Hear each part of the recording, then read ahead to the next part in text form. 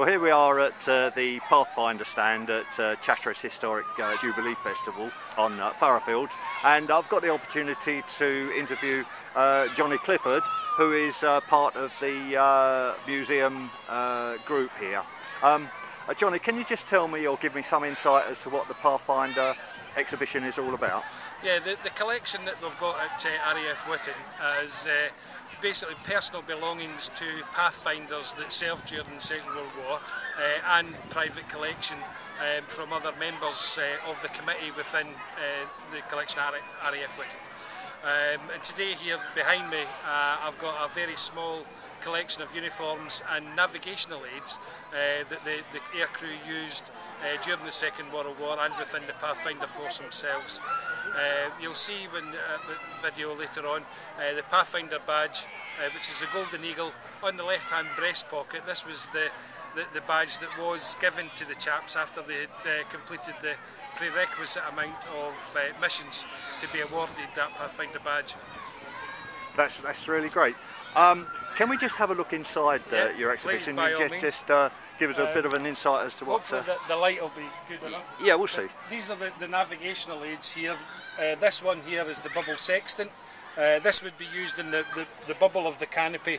Normally here, if you like, on this print of the Lancaster, the chap would, or the navigator would go in here and navigate from the stars, looking through this part here.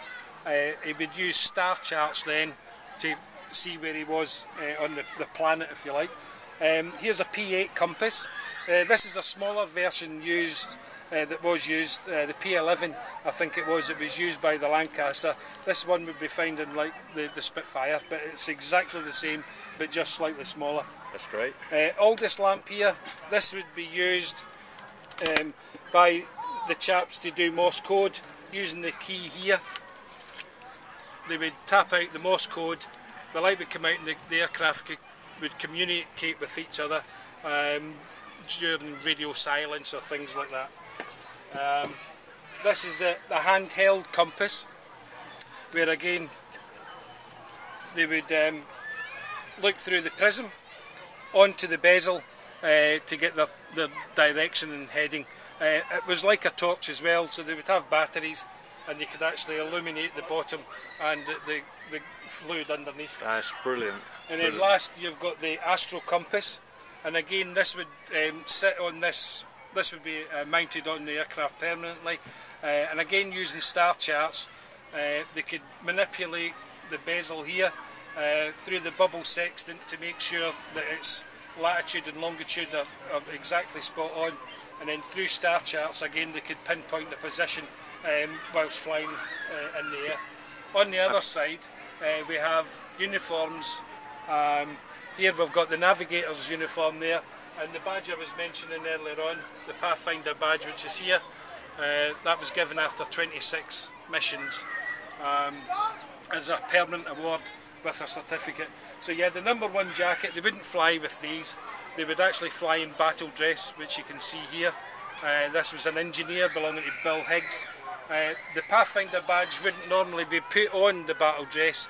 This was subsequently put on after the war, because the last thing you would want the enemy to know is you were a Pathfinder because of the equipment that was carried on the aircraft. Absolutely, yeah. And then last, just the same, but this is an engineer's brevet again that's on this PFC, so again a brave man.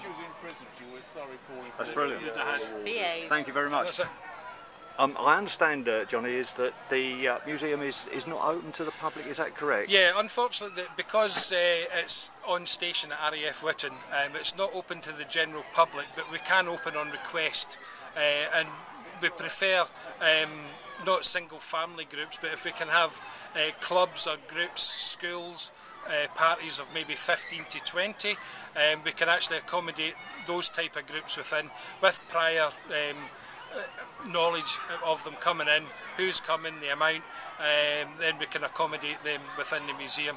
That's really great. How would they go about getting in touch with you then? Is there some... We have a website.